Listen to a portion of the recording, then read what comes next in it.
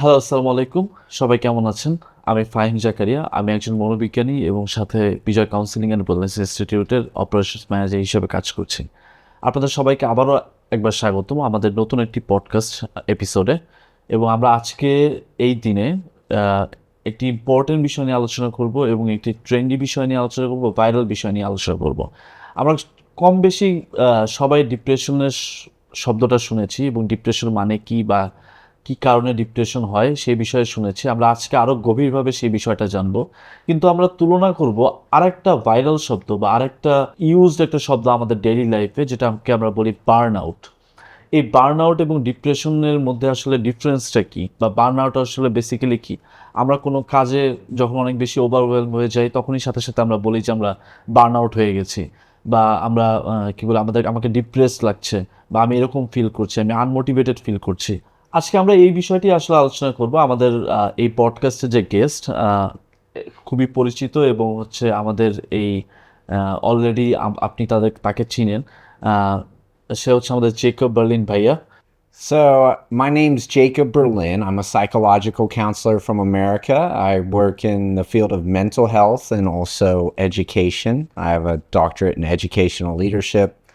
I have 4 masters. One of them's a master's in clinical mental health counseling.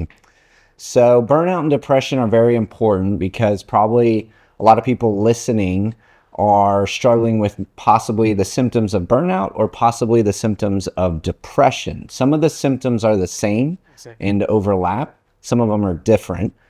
And it's good to know which one you're experiencing, whether you should go to get counseling or whether you should do some lifestyle changes or both. Thank you so much. Thank you so much for coming here. And I think it will be a great discussion on burnout and depression. So the audience and also me, I just want to know what exactly is burnout and how do you define it? Yeah, so the easiest way to think about burnout is prolonged exhaustion and stress. Um, I would say if our bodies are like a car, we've all driven in cars before, and if the fuel is low in a car, almost about to run out, Yeah. that's burnout. That's what our bodies are like when we're burning out. I mean, it's a good example, basically. Also, the audience can relate, Yeah. so let's just talk about depression a little bit. As you're, psychologist, how do you normally clinically define psychology? So, I mean, how do you normally define depression clinically? Yeah, so clinically, we use the DSM-5. It's a book for diagnosing people officially with just different clinical mental health diagnoses. And so the biggest difference, I would say, between depression and burnout, like clinically, like some of the symptoms are the same, but clinically, they're going to be manifested differently. I guess in keeping with our car kind of illustration, burnout is when your fuel runs out or is almost empty.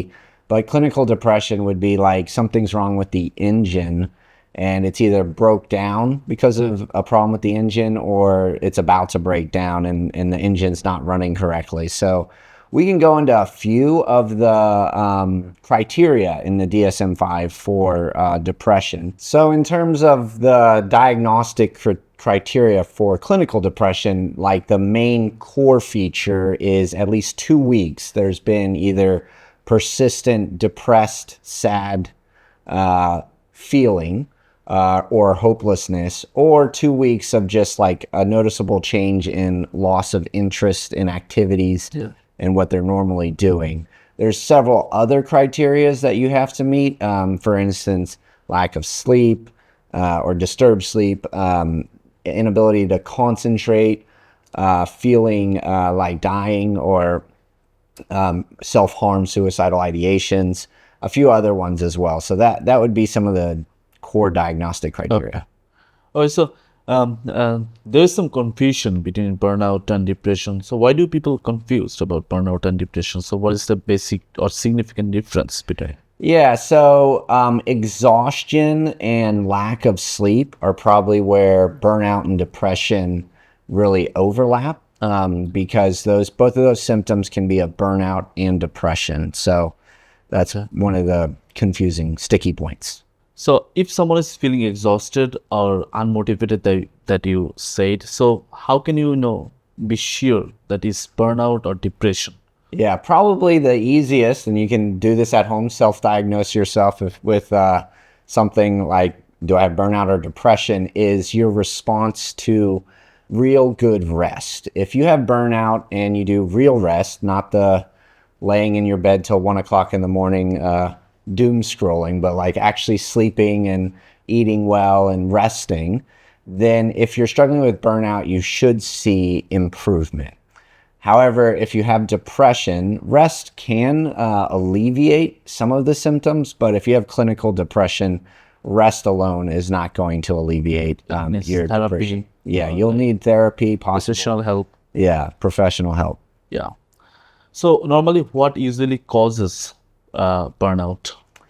Usually a lifestyle it would be the main thing. So a lifestyle of not incorporating real sustainable rest. A lot of people think, oh, I can stay up all night one night and then the next night I'll catch up on sleep. Well, our brains don't work like that. It's not like other things in life. You can't catch up on sleep.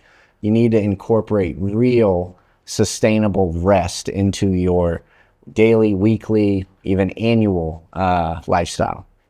And I really like the word like sustainable rest. You cannot catch up with the sleeping. Yes. It's true. Basically, sometimes in youth people basically they think that I mean, if I don't sleep for 1 day or like 2 days, it's not gonna hurt me. But the thing is, there will be problems. Yeah. And if you don't sleep properly every day, then there is like associated with different other problems. Yes. True. So what causes depression? I mean, you said about the depression and signs and symptoms, but what causes it basically?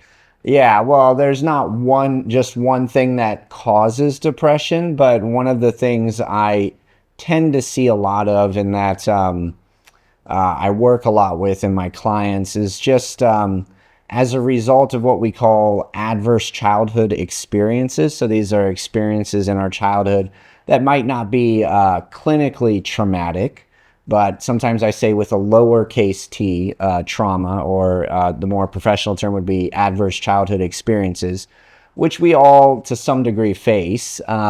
We often develop beliefs, really core beliefs about ourselves, like I'm not good enough, nobody's there for me, I'm the only one like this. It's easy to develop those beliefs and that thought process.